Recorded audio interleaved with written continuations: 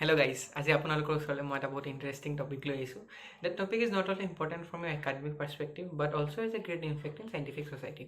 আৰু সেই টপিকটো বেলেগ একো নহয়, electricity. So the topics that I will be covering today are the discovery of electricity, the eminent scientist behind such a marvelous creation, and also what electricity basically is. So let's start. So let us start. The topic today is electricity from class 10 chapter 2. 12 sorry. So electricity basically কি হয়? Electricity is basically the essence of electric charges flowing through a conductor. তাৰমানে কিবা এটা বস্তুৱে যদি বা আমিয়ে যদি ফিল কৰিব পাৰোঁ যে কণ্ডাক্টৰৰ থ্ৰুৱেদি চাৰ্জেছবিলাকৰ মুভমেণ্ট হৈছে তেতিয়াহ'লে আমি সেইটো ইলেক্ট্ৰিচিটি বুলি কোৱা হয়। তো ইলেক্ট্ৰিচিটি টাৰ্মটো দিছিলে কোনে? The term electricity was coined very recently in the early 1600 AD by an English physicist William Gilbert. William Gilbert আমাৰ physicist জনে 1680 ইলেক্ট্ৰিচিটি টাৰ্মটো কইন কৰিছিলে। এতিয়া যদি মই যদি কম যে ইলেক্ট্ৰিচিটিৰ গোটেইখিনি বস্তুৱে উইলিয়াম গিলবাৰ্টে কৰিছিলে তেতিয়াহ'লে এইটো ভুল হ'ব। William Gilbert is simply A step of the continuous process of forming what we now know as electricity. Electricity becoming a scientific marvelৰ পিছফালে বহুত কেইজন চাইণ্টিষ্টৰ হাত আছে। তেখেতসকলৰ ষ্টাৰ্টিং হয় উইলিয়াম গিলবাৰ্টৰ পৰা। The most notable contributions made in this field are by Benjamin Franklin. তেখেতৰ বহুত ফেমাছ কাইট এক্সপেৰিমেণ্ট বুলি এটা এক্সপেৰিমেণ্ট আছে যোনটোৱে ডেমনষ্ট্ৰেট কৰিলে ইলেক্ট্ৰিচিটিৰ এক্সিষ্টেঞ্চটো। আৰু এমিনেণ্ট চাইণ্টিষ্টবিলাক হ'ল এলেজাণ্ডাৰ ভল্টো, এডিচন ফাৰাডে, আইনষ্টাইন, টেছলা। তেখেতৰ মেজৰ কণ্ট্ৰিবিউশ্যনবিলাকৰ কাৰণে আজি ইলেক্ট্ৰিচিটি এটা ভাল অৰ্ডাৰ পাবলৈ সক্ষম হৈছে। চ' ইলেক্ট্ৰিচিটি কি হয়? Electricity was it a discovery or invention? Electricity, the history of electricity dates back to ancient Egyptian civilisation which has written records of shocks from electrical fishes. তাৰমানে কি বস্তু?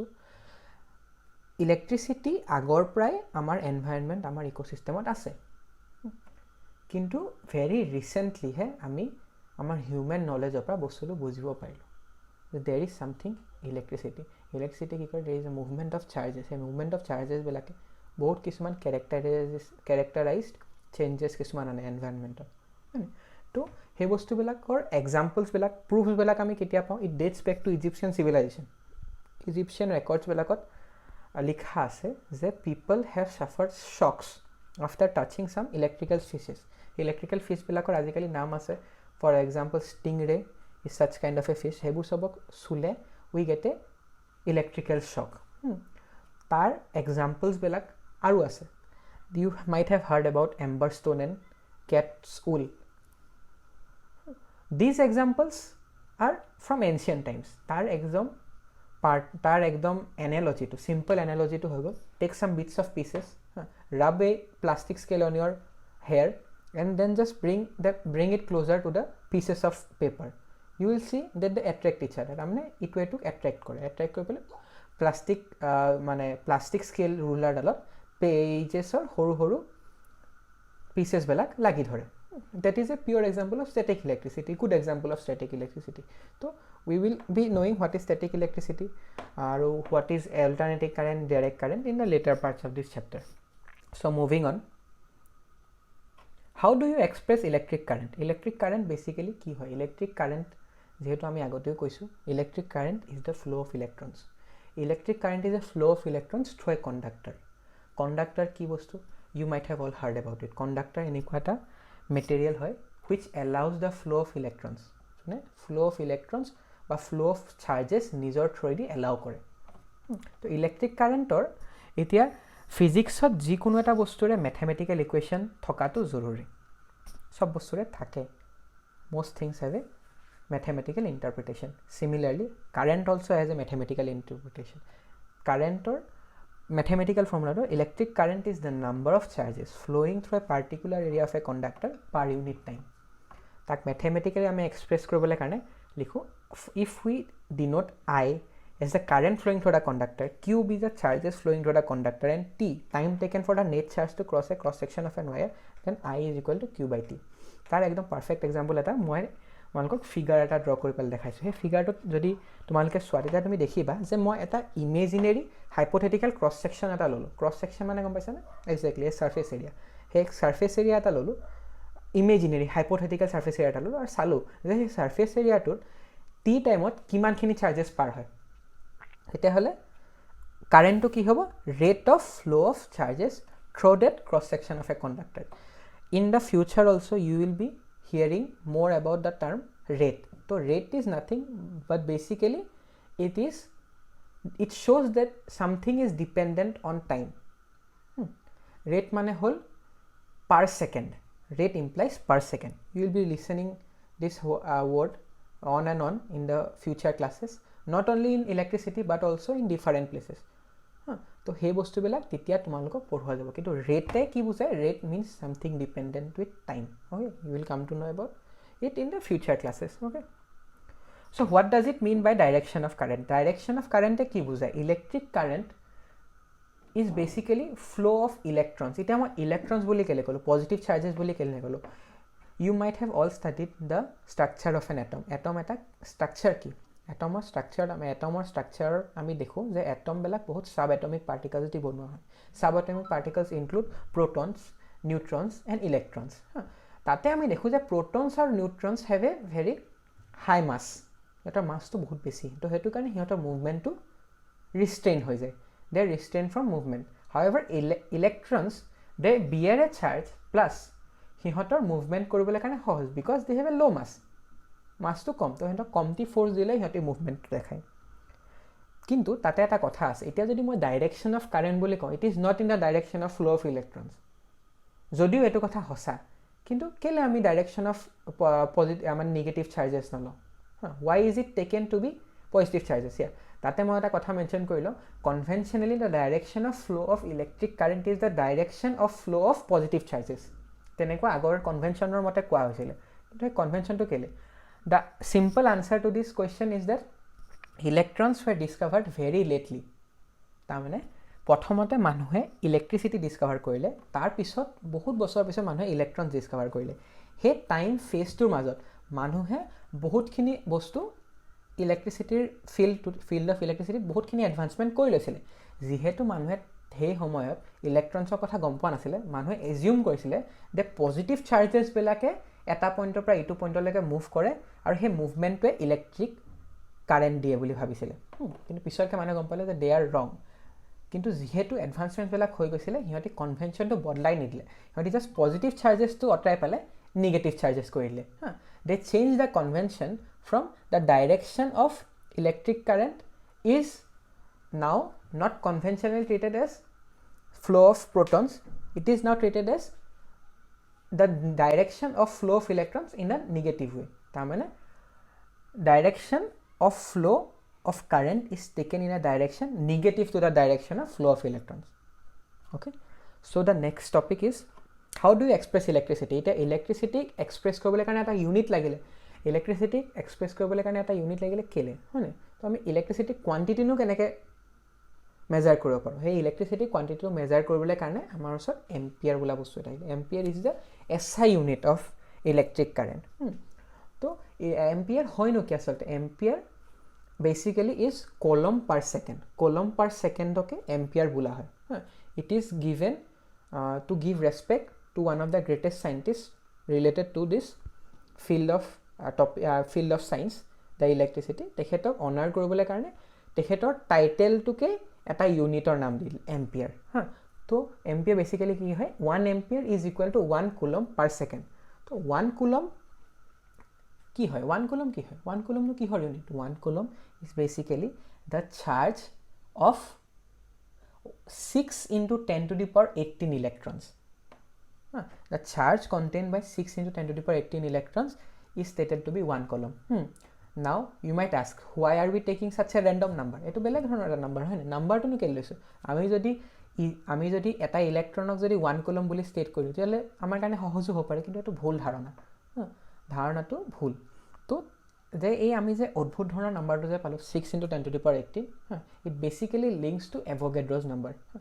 So this topic a topic to বৰ্তমান আমি cover কৰিবলৈ লাভ নাই কাৰণ আমি basically I am trying to stick to the academic purpose. Academically আমাৰ ওচৰত chapter 12 টো আছে ইলেক্ট্ৰিসিটি হে ইলেক্ট্ৰিসিটি যেহেতু ইয়াৰ মেনশন নাই আৰু মই এনিও বহুতখিনি কথা কলো যোনখিনি বুকত মেনশন নাই মই বেছি টাইম নষ্ট নকৰাকৈ ইয়াৰ এক্সপ্লেনেশ্যনটো I will post another video' where you will come to know' what are the different S I ইউনিটছবিলাক আমি তেনেকৈ কেলে ধৰোঁ there is a particular topic in class 11 they perhaps that is the first topic in class 11 আমাক শিকোৱা গৈছে যে কেলে এছ আই ইউনিটছবিলাক লোৱা হয় এছ আই ইউনিটছবিলাকৰ কেৰেক্টাৰিষ্টিক্সবিলাক কি 1 কুলম মানে কিমান 1 কেজি মানে কিমান 1 কিলোগ্ৰাম মানে কিমান ৱেইট 1 কুলম মানে কিমান চাৰ্জ চ' সেইবোৰ চাবৰ কাৰণে বেলেগকৈ এটা চেপ্টাৰ ডিজাইন কৰা গৈছে ক্লাছ 11ত if you are interested you can go' through that video' I will give the link in the description box okay so moving on তো এতিয়া আমি ইলেক্ট্ৰিচিটি মেজাৰ কেনেকৈ কৰোঁ মেজাৰ কৰিবলৈ কাৰণে কি বস্তু আছে ইলেক্ট্ৰিচিটি মেজাৰ কৰিবলৈ কাৰণে আমাৰ এটা ইনষ্ট্ৰুমেণ্ট আছে that instrument is ammeter it has been as it is mentioned in your book ammeterটো simple circuit এটাত লগাই দিলে আমি এই চাৰ্কিটটোৰ amount of electricity গম পাব পাৰোঁ কিমান ইলেক্ট্ৰিক কাৰেণ্ট এই চাৰ্কিটৰ থ্ৰুৱেদি ফ্ল' কৰি আছে তো ammeter basically it is an electrical equipment with very low resistance and it's connected in series in the target circuit. This line a line to explain কৰিবলৈ কাৰণে প্ৰথমতে মই তোমালোকক ৰেজিষ্টেন্স শিকাব লাগিব আৰু তাৰপিছত তোমালোকক সিৰিজ শিকাব লাগিব হয়নে কিন্তু this line is necessary.